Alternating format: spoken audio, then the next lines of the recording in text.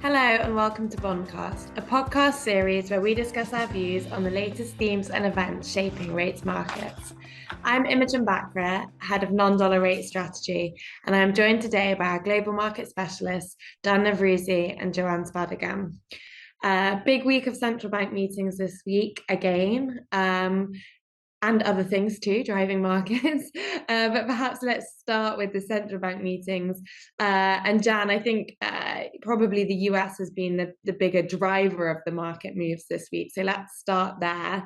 We're recording this on Thursday, so we had the Fed meeting yesterday.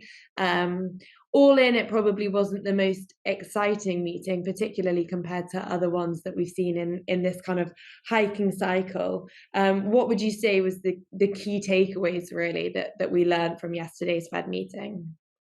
That's right. It wasn't the most eventful meeting, and the Fed, as expected, left the rates unchanged. They really didn't tweak with any of the parameters of quantitative tightening, or barely made any substantial changes to the statement that they released alongside the decision. So, we expected the statement to have some counterbalancing aspects, and it did.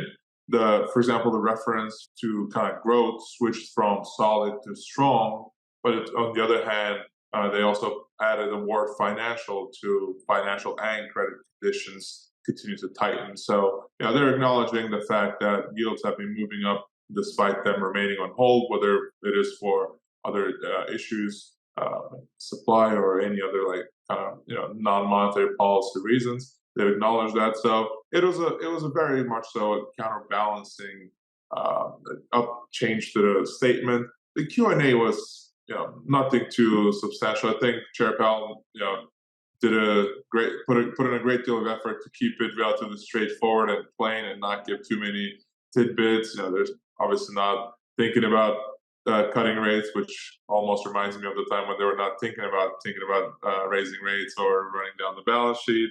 So overall, I think the market should be focused on what's coming up for December. They of course have not shut down the path to another hike this year. We don't think that's going to happen. All eyes will be on the next two CPI, next two labor reports. The first one is coming tomorrow, so on Friday. We're a little bit below consensus on that one.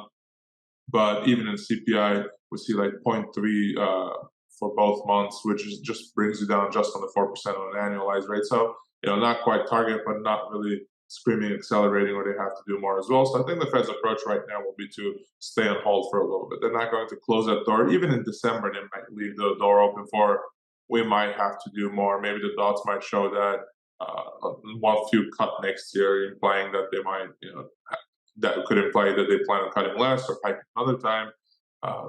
We just don't know what the path will be, but I think at this stage it looks like the hiking cycle is pretty much reaching its zenith. You mentioned supply and Powell kind of referencing the impact that has potentially had on the long end of the curve. I just wanted to pick up on that because I think that played a bigger role as well in terms of the moves at the long end of the curve, perhaps in this week's refunding announcement, which actually in the end perhaps turned out to be more important for market sentiment, I suppose, than the Fed meeting was. That was a surprise, I guess, in a kind of bullish direction, let's say, for yields. Can you talk us through A, why that was a surprise, and B, whether you think the market reaction was the right one and the kind of direction of travel from here?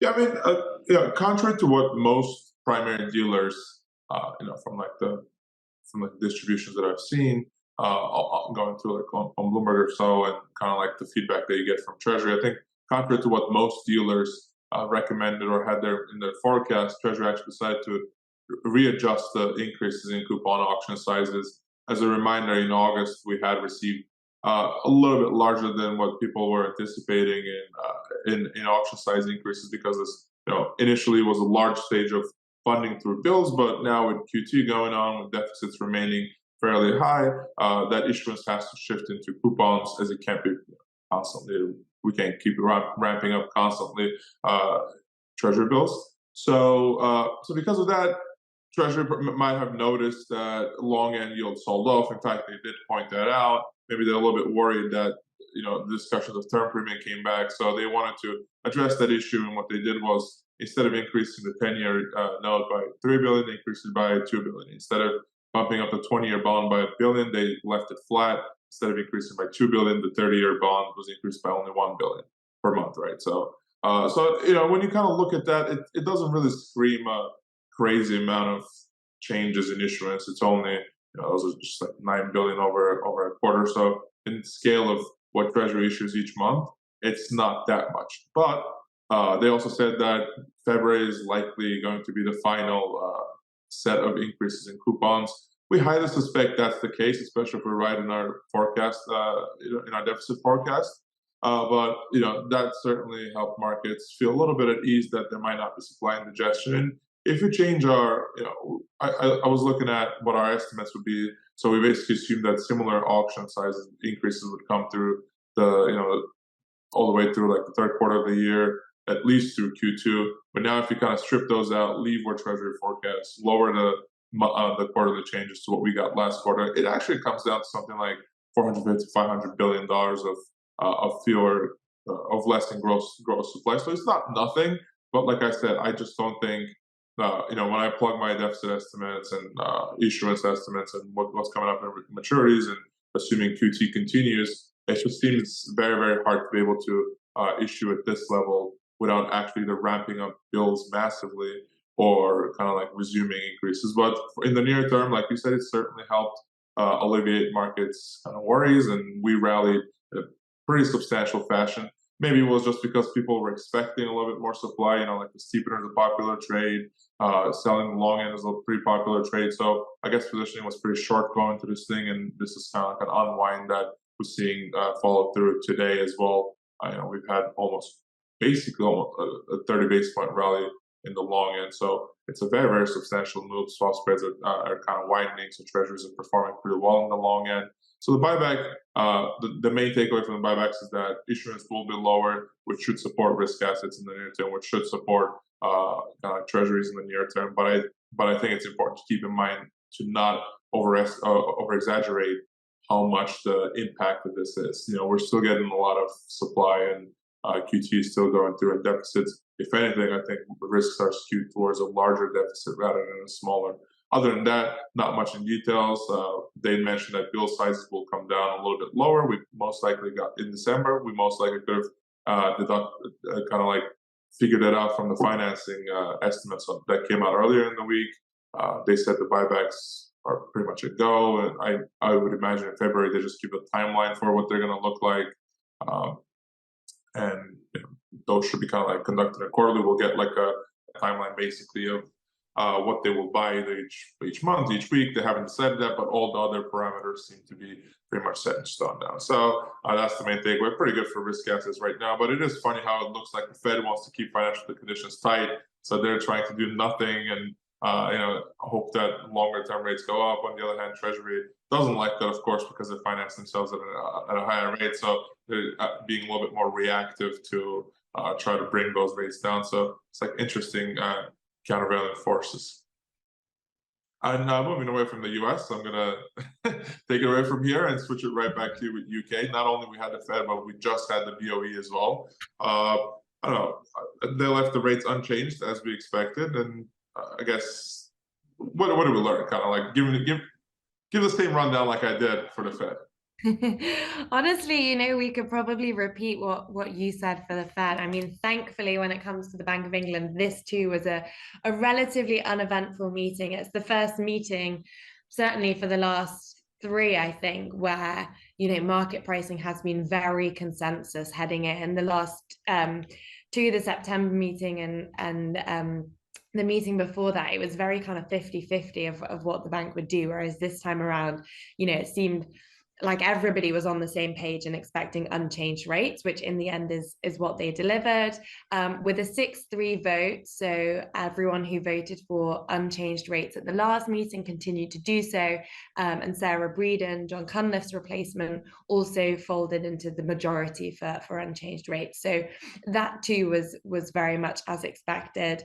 It was updated, or it was one of their quarterly meetings, so we got the monetary policy report and the updated projections. They were very marginally revised lower, but again, nothing that would be hugely market moving within that. I think broadly speaking, the meeting itself struck a kind of very balanced tone. You had some dovish elements, like the fact that they didn't hike, the fact that the projections were kind of revised marginally lower, but you also had some hawkish elements. They emphasized many times, I guess, kind of like the Fed, you were saying, Jan, that, it's too early to think about rate cuts. They talked about rates remaining at these levels for an extended period of time. That was added into the minutes. They talked about the skew of risks on their forecast still being to the upside. They talked about the kind of bias in terms of the way that they see rates evolving in the near term. That risk is very much skewed to the upside as well. But all in, I think, if you look at the market reaction, that tells you all you need to know, really. This was a broadly balanced consensual meeting, and actually UK rates have pretty much done a round trip since the 12 p.m.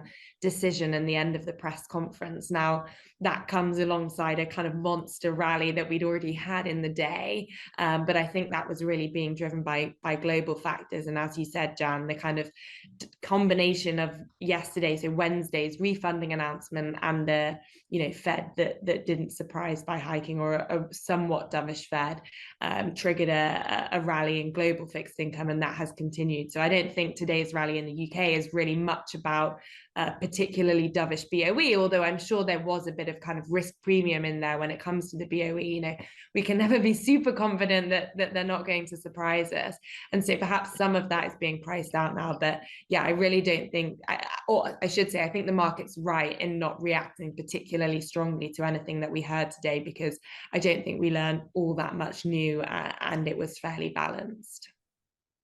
And all of the lack of fireworks, did any of that change your base case around rates in the UK at all? It would probably be a little bit inconsistent if I were to say that we had changed our base case after a somewhat boring meeting. So no, on the rate side, our base case remains that we think this is the peak now, and although, as with the Fed, the BOE kind of left the door open to further tightening, I think we would have to see data surprising to the upside for kind of further tightening to be delivered, and that isn't our base case.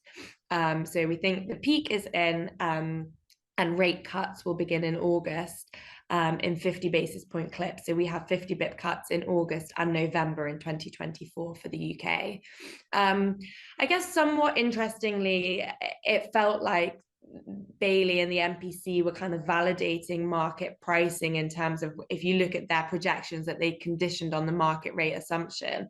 But it's worth noting that market rate assumption, the rate profile is quite different to what's being priced in. If you just looked at rates today, for example, we have not that far off, kind of 70 basis points of easing priced in for next year, and actually the rate profile that they were using had probably closer to half of that almost. So in some ways they were validating a more hawkish profile than what the market is pricing in now, but we've long been of the view that the market is still underpricing the risk of kind of quite relatively aggressive, I suppose, easing next year, not just in the UK, but I think this is a view that we've shared across the US and the Euro area as well. And so, with sort of 70 basis points being priced into 2024 in terms of easing, that still feels a little bit low versus our base case of 100 basis points of cuts. I guess the other thing to add in terms of our base case is just that we didn't and still don't expect any tweaks to quantitative tightening. There's been lots of discussion, particularly I think as there's been a kind of increased focus on the government's debt servicing costs, which QT obviously contributes quite heavily to, but B, also as curves have steepened up and long ends have really led the recent rise in yields. There's been kind of increasing speculation that the BOE may look to skew their sales towards the shorter buckets. We'd long been of the view, and I think we even spoke about this last week and certainly in other podcast episodes, that was quite unlikely. Because the BOE doesn't take into account the kind of cost of QT from a government funding perspective in its monetary policy decisions. B, because and hawks and doves across the MPC have long shared this view that actually QT is, really, if you listen to them, they think it's been a resounding success. They think it's had almost no market impact, and it's kind of going as smoothly as they would have hoped, which makes it difficult to sort of rationalize a change if that's your party line. One of the kind of guiding principles of QT is that they want to conduct sales in a very predictive manner, and therefore changing or tweaking operational details, whether it be the size of the buckets or the way in which you sell across the curve, etc., I would argue kind of undermines that predictability as a guiding principle of active sales. And really, we didn't learn that much on QT today. I wasn't expecting to, but there was a question, close to the end of the press conference in which Ramsden really reinforced those points, or certainly the latter two of those points. He didn't talk much today about how they're not all that concerned about the cost to the Treasury of the QT that they're doing, but they have talked about that at length previously. So our base case remains that any tweaks on QT are very, very unlikely, and the hurdle for that is very high.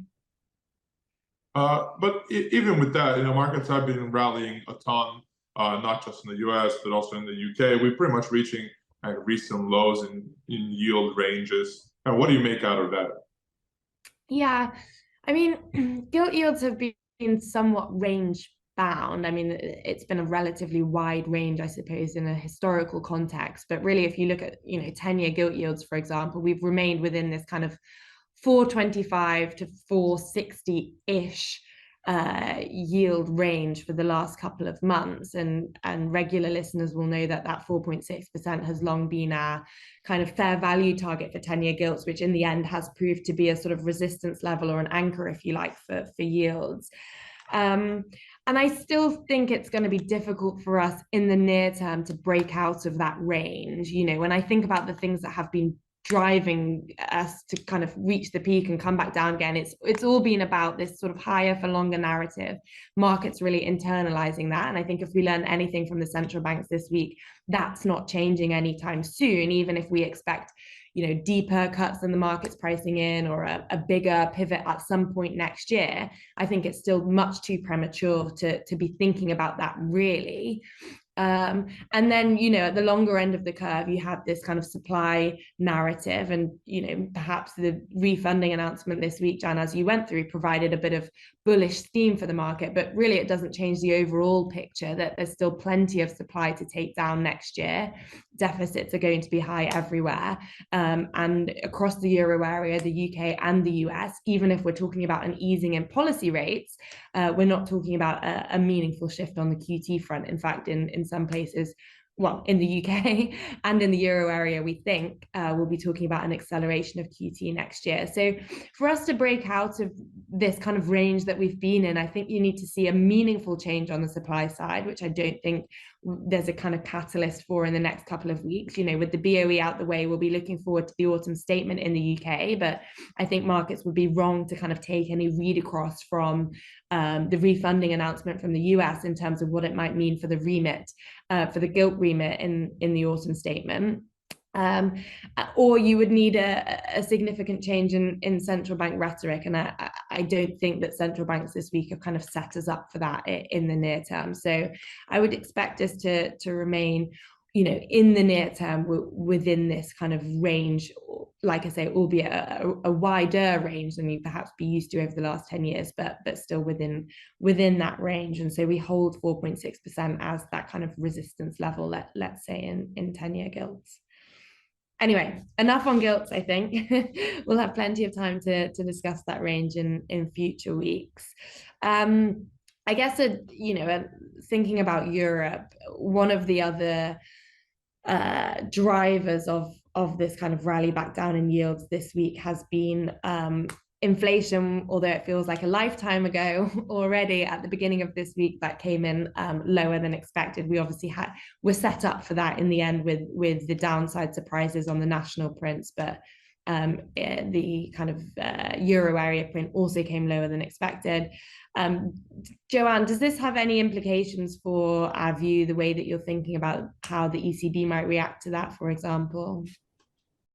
So the euro print seems like a lifetime ago now, but it did come in around 20 basis points lower than markets expected, so at 2.9 versus 3.1 expected. We did get early sight of this, like you said, Imogen, with the regional prints on Monday, leading to a bit of a rally. But I do think in terms of what it means for our view, I think it very much supports this idea that we could actually see ECB rate cuts coming in even sooner than priced into the markets. A few weeks ago, we would have been the outlier in kind of talking about March cuts. The market before the ECB meeting only had around 2 or 3 basis points in cuts priced into the March meeting. And right now that looks more like 10 basis points. So we're definitely seeing an increase in traction in the idea that rate cuts could come earlier. And markets have actually also shifted their pricing such that around 90 basis points in cuts is being priced into the European market at this stage versus our 100 basis point cut expectation for next week. So definitely think that the European inflation data is going in the right direction to kind of support our view, and that growth similarly also supports that kind of idea that cuts could come potentially earlier than markets expect. Away from cuts, then what about the other kind of policy tools? I mean, as is now customary with the ECB, soon after the meeting and after we'd recorded the pod last week, there was an ECB sources article talking about, you know, insights into when we might see announcements on balance sheet reduction, MRR, etc. Has any of that changed what you're thinking going forward? Yeah, so the sources article seemed to kind of talk about all the things the ECB didn't really want to talk about during the actual meeting, with both PAP and MRR kind of flagging up that. In terms of PAP, they've noted that they will start discussing it in the start of 2024. I think it's fairly clear that there are unofficial discussions taking place, even though the official discussions will only take place at the start of next year. And that's fairly in line with kind of the timeline we foresee. So our expectation is that PEP will be brought forward to mid-2024 with a gradual reduction there. And I think that as well is in line with kind of the sources article, that gradual reduction in PEP. So a kind of phased approach there versus a full kind of roll-up at the start. In terms of the minimum reserve requirements, there also is this idea that we had that the spring operational review would be where that would be discussed. And that does seem to be sort of confirmed by the ECB sources article last week. So I think really what we wanted was a confirmation from the ECB that our timelines made sense, and clearly they do, and have been confirmed by ECB sources now. What about on the remuneration of government deposits? I think that there's been, over the past couple of months, lots of confusion between like MRR and then this separate tool around the remuneration of government deposits. Do you think we could see an imminent shift there? So the government deposits is fairly interesting just because there's not really been too much talk about that recently. And really wasn't mentioned at all at the ECB meeting last week.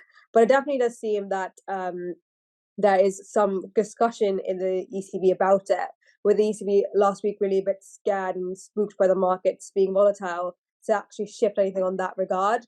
Again, I think this will likely be kind of revised in the operational framework review next year. I think that, you know, there's a lot of questions about what does a shift in policy there mean for swap spreads.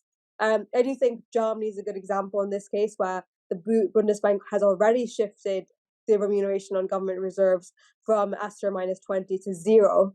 And the impact of that has been quite minimal so far.